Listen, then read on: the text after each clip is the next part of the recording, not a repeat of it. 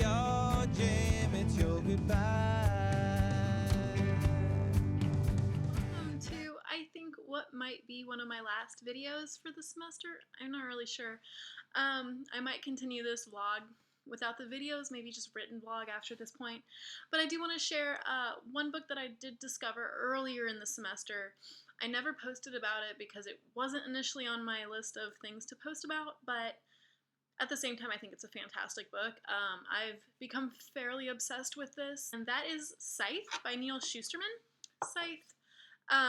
It is on the North Carolina Battle of the Books team this year, which I would know because I'm the co-advisor for the Battle of the Books team, so I get to hear all about the trivia questions. Scythe by Neal Shusterman is, I would like to think of it currently not taking into consideration book 2 and possibly book 3. If you look at it just as book 1, theoretically, it is a utopian society.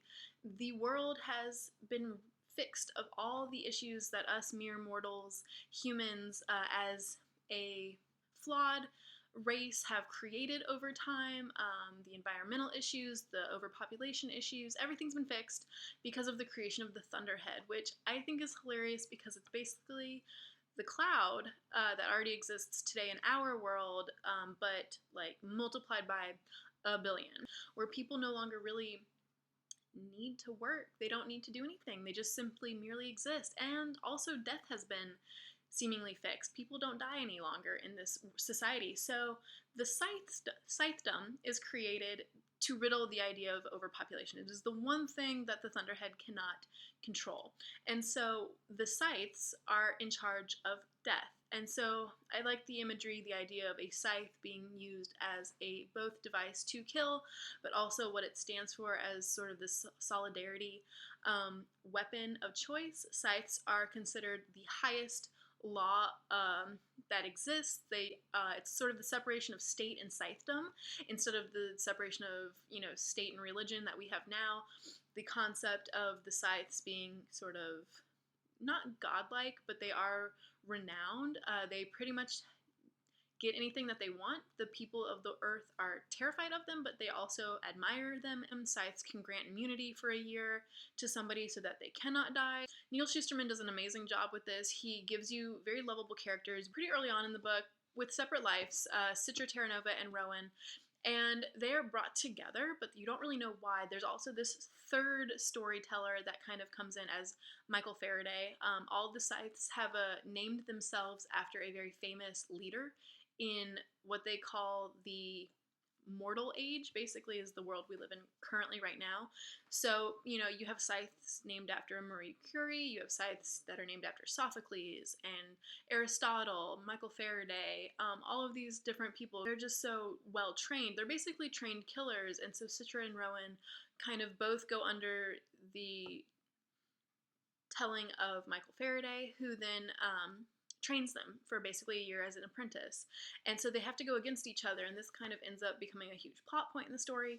They have to learn all about the Scythedom, so you yourself learn with Citra and Rowan about the Scythedom, which I think is kind of cool. So you're learning as they learn. When Michael Faraday, or Scythe Faraday as he's called in the book, lets them in on something, it's the first time you as a reader are also reading about it. So I think that's kind of interesting that the author does that, because it's not like the reader already knows about the Scythedom. It's actually very new to the reader as well, and I think that sets it up pretty accurately for the next 2 books. The book Scythe, I love just the fact that in this world, I think I would be totally okay with living in it for the most part. I think it would be pretty interesting to live in a world where Scythes are in charge of killing, and if they don't kill you, you could feasibly live for thousands of years. I mean, the chances of that actually happening are pretty slim. People are able to set back their DNA clocks to be younger. They call them cycles. Everything is really controlled by the Thunderhead. There are no more political systems. There's no more, poverty. There's no more crime.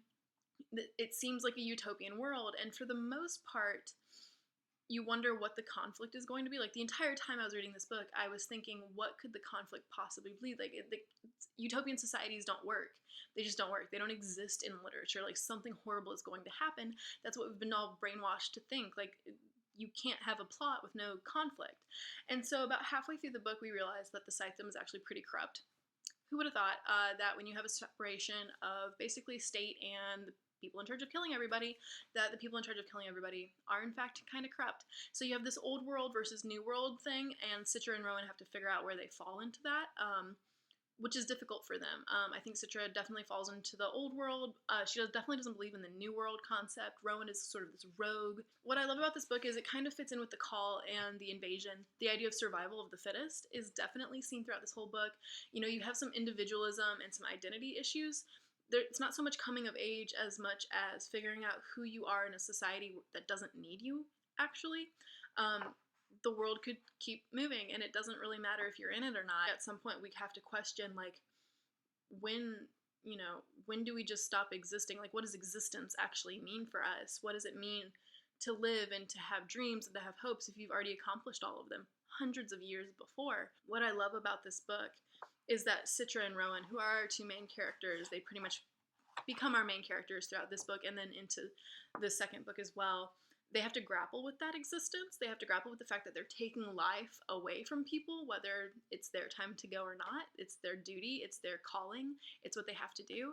And so it makes you wonder, us as individuals in what they would consider in Scythedom the mortal age, when we think about our own existence and why we do things and why we pursue dreams, like, what's the point? What's the point of existence, and what's the point of why do we choose to do things and to be with people and to travel and to live?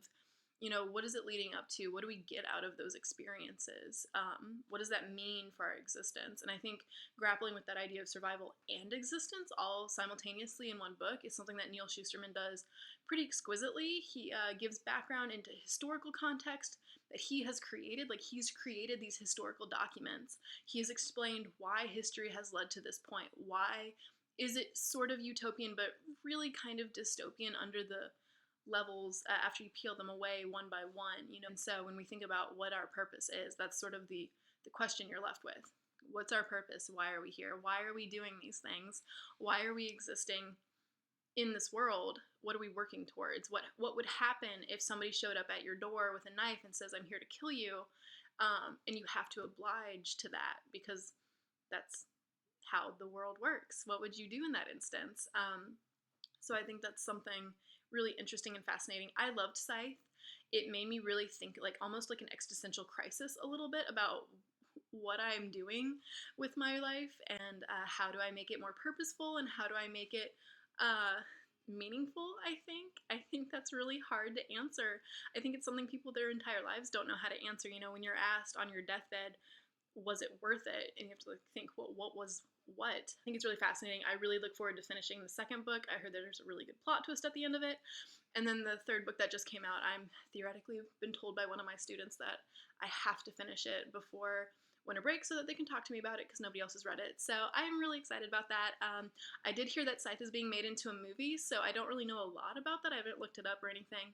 But if it is, I'm super excited. I love when my favorite books get turned into movies. That just makes me happy. Even if it's total trash, I don't really care. I like to have an idea of how Hollywood perceives what I've also perceived and how they have imagined these moments and also what scenes they decide to take out and back in. So yeah, that's Scythe for you by Neal Shusterman.